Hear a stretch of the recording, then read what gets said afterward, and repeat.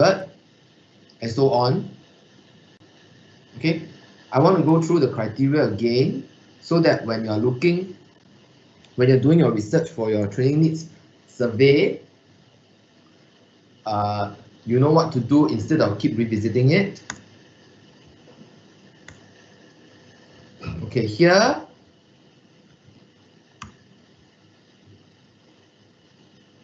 how relevant the questions are to the given case. So training needs survey, there are many possible questions. Okay, your marks is you are scored based on how relevant it is to the case study, to the case given to you. Also, how specific the questions are. For example, what do I mean by specific? For example, you ask question like, how good is your communication skills? This is a very generic and very broad question. You may get some insights from the response, but it doesn't really help you with the analysis, and because it doesn't really show you what's the root cause, what's the problem. Because communication skills, there's so many parts to it, to the communication skills. Okay, minimum 10 questions. Take note. Not you giving us 10 questions, 10 relevant questions. Okay, next. Your analysis. Okay, so your questions must be relevant. Your analysis must also be relevant to the case. It must point towards those problems it must point towards things we talked about in your presentation yesterday.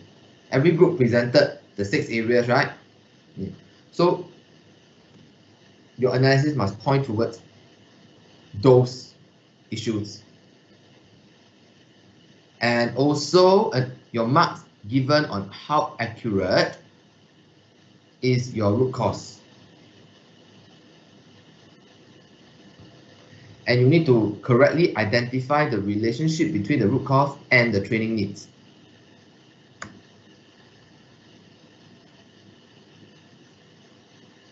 Why is it that this thing is right today? Okay. And then this one will be the suitable training program. Okay, how appropriate it is for the target audience. Okay, here you may need to use what you learn, what you're going to research on, the 7 intelligences. And also the delivery methods that we talk about, things like learning, classroom, hands-on, virtual, all this. Okay, you need to recommend training based on those things that we talked about in class just now in the morning. And then we will also grade you based on the ability that the training addresses the gap. Okay, so I give you one example. I give you an example of the training program that somebody will recommend and it doesn't bridge the gap. One problem stated out, one problem during your presentation that all of you pointed out is the communication skills of the sales staff. So maybe during the analysis you discover that, oh, they don't even have basic English communications. And then you suggest for them to go for, say, for example, conversational English advanced. Then it won't bridge the gap because they are not even at the basic level. Okay? So things like this, you need to take note when you make recommendation. You will also need to source for appropriate funding and grant. I think someone during internship did this, sourced for grant. if I haven't finished reading all your reports yet. I'm only halfway through. And if I'm not wrong, it's Si Ying, is it? Si Ying, did you source for funding? Yes.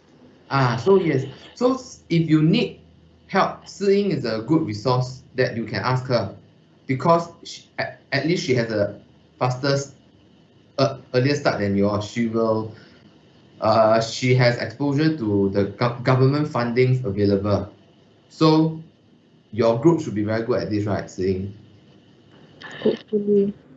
So here full marks. No. Okay, so if you have any question, you can ask her. She has a little bit more experience than most of you. Some of you I haven't read yet. If you have, you can also volunteer your help. We'll talk about this next week when we're in class. But please keep in mind, this is very important. This is needed.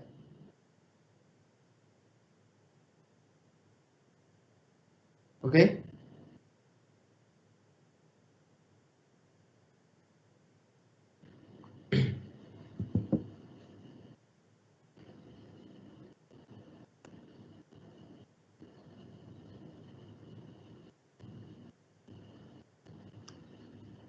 Any questions so far?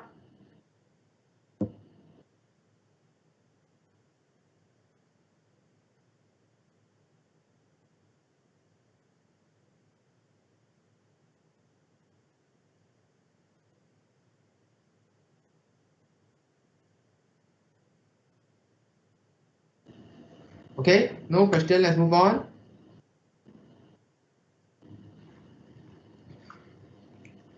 I know why this one. Okay, and I know why this one is like that already, because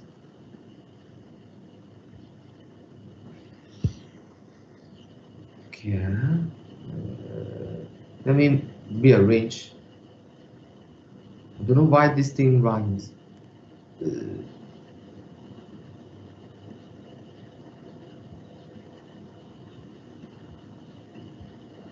Give me 1 minute. Let me rearrange the thing, because I copy and paste over, so the alignment a bit off.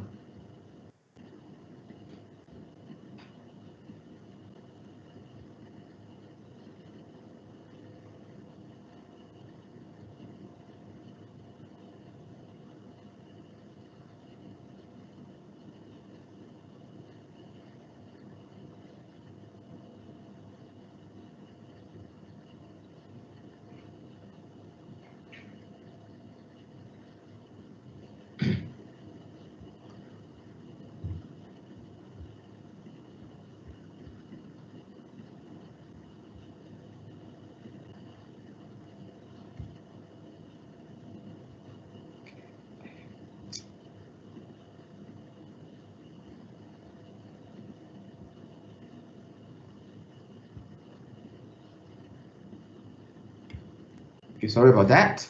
Okay, so those three things we covered just now. Any question before I move on?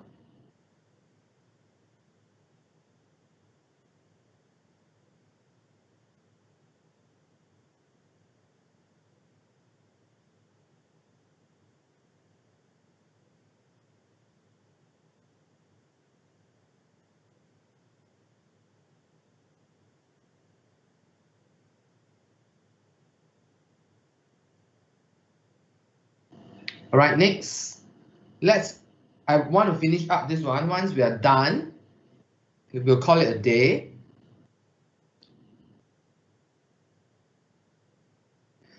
So we'll look at describing how organizations identify their needs. Just now, we talked about this already. Then let's move on to describing the role of a HRA in training administration. Okay, let's skip this first. Okay, so role of a HR assistant. Okay, if you are doing training administration, we call them HR training administrator. It is an entry-level position. So if you were to go into HR and you are doing training, you'll be called an HR training administrator. Okay. These are the roles.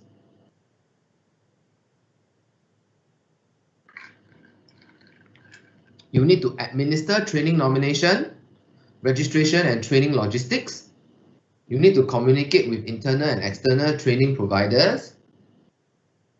You need to run the system of registrations and handle training nomination and registration. You will manage training logistics, like booking of hotels, training rooms, sending information, etc. and so on. You also need to process invoice by training vendors and check invoice against orders. Now, when you process invoice and handle claims, you only do company approved causes. So I give you a situation. Imagine all of you are HR assistant. An employee came to you. An employee come to you and tell you, this is the receipt of the cost of the cooking course that I have attended last week.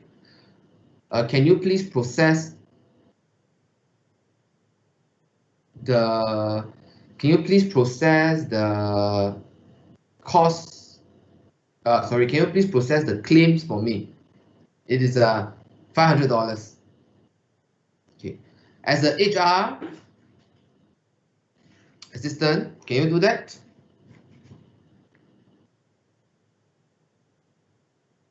Jennifer?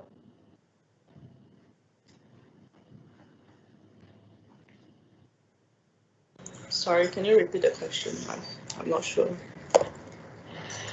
If you are the HR assistant, okay, Okay. in training, one employee come to you, give you an invoice and tell you that he wants to make claim for a cooking class he or she attended and it costs $500. Can you process the claim? No, because it's not by the company. Okay, the answer is you. If it's not by the company, if it's not approved by the company, the answer is no. Okay, so you only, the first thing that you need to do is you check if the course is approved by the company. If it is approved, then yes, you can go ahead and process the claim. If there's no approval given, the claims should not be reimbursed by the company. Okay, next. You also handle feedback, either by participants or trainer.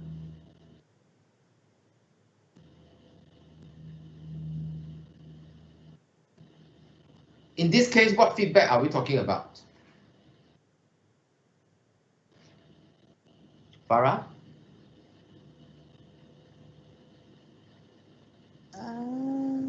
What feedback?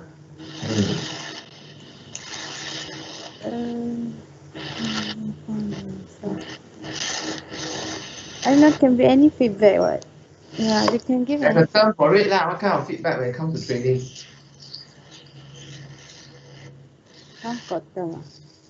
Oh, I'll show you. What is this? Feedback form. What feedback form? Post training feedback form. Okay, so as an HR assistant, you also need to process and handle post-training feedback form, which is another part of your project, of your report.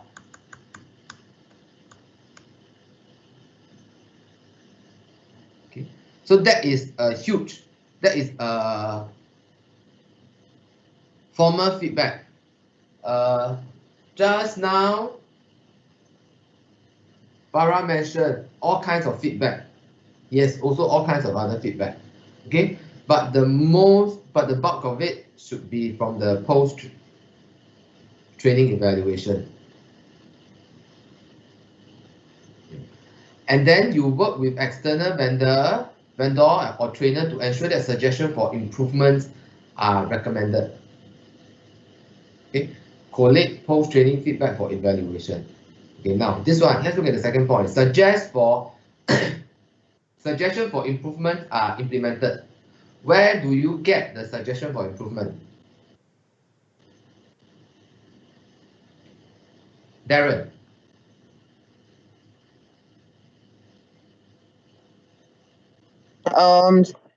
The suggestion for improvement, is for those for the post training feedback actually, like what kind of improvements we can improve in the future within like the training vendor or something. Yes, very good.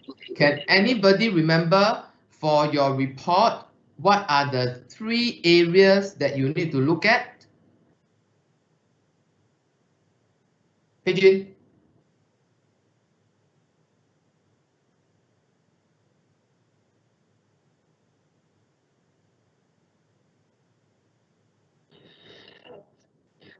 What are the 3 areas you need to look at when it comes to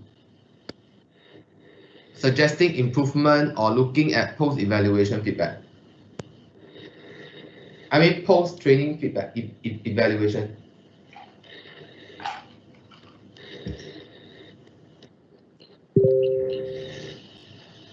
Sorry? Okay, and what are the 3 areas that contribute to the effectiveness of the training?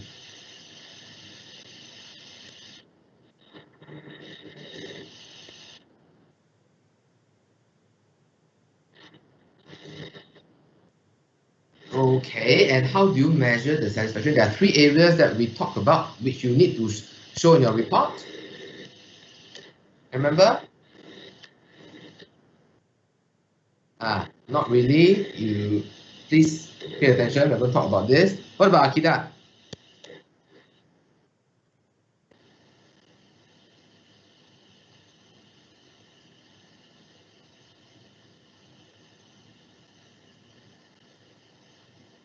Akida, are you there?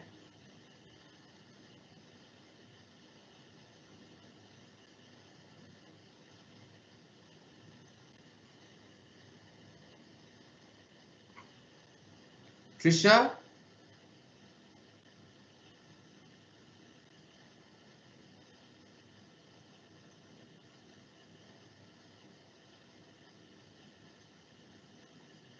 Trisha? Yes. I was about to mark you absent. Sorry, because just now I went to the washroom. Okay. Can you repeat your question? What are the areas you look at for post-training feedback?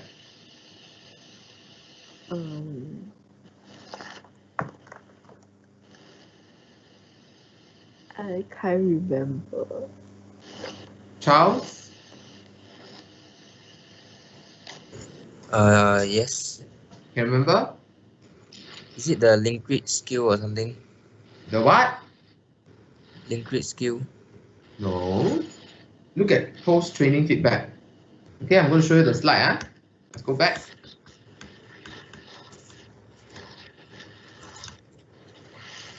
These are the 3 areas you need to look at for post-training evaluation. Training content and material, delivery and facilitation of trainer, organization and admin of the program.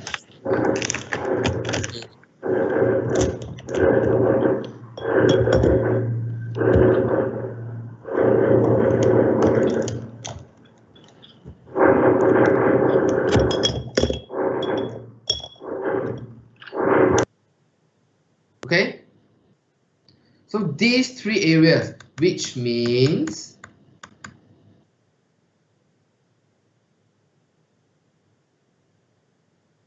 your suggestion for improvements must be those 3 areas, must fall under one of the 3 areas.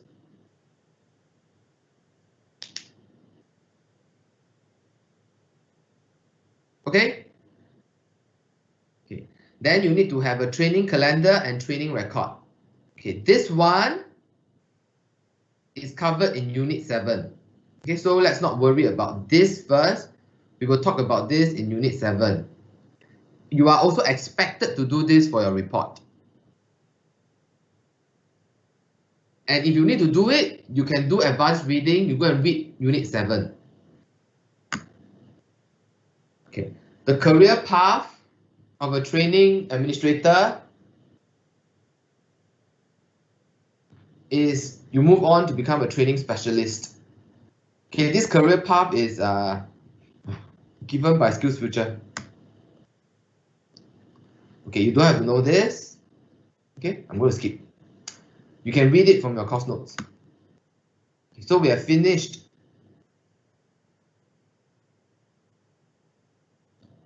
describing the role of the HR assistant. Okay.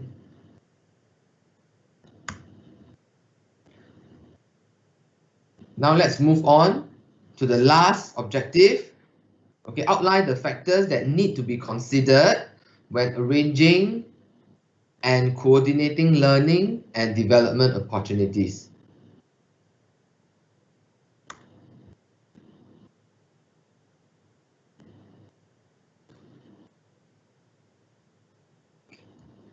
The planning, arrange, and coordinate learning and development.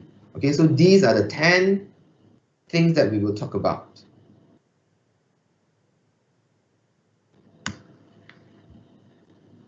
First one is organizational needs.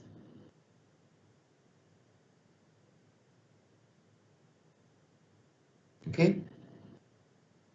Okay. What are the factors we need to consider when we arrange for L&D opportunities? Okay. First one is organizational needs. So the organizational needs can be classified into 3 areas: performance gap, organization change, or technology change.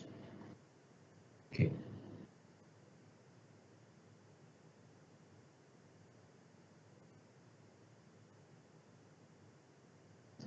I'm going to give you 10 minutes in your group to give me an example of performance gap, organizational change, and technology change. Okay, I'm going to give you 10 minutes.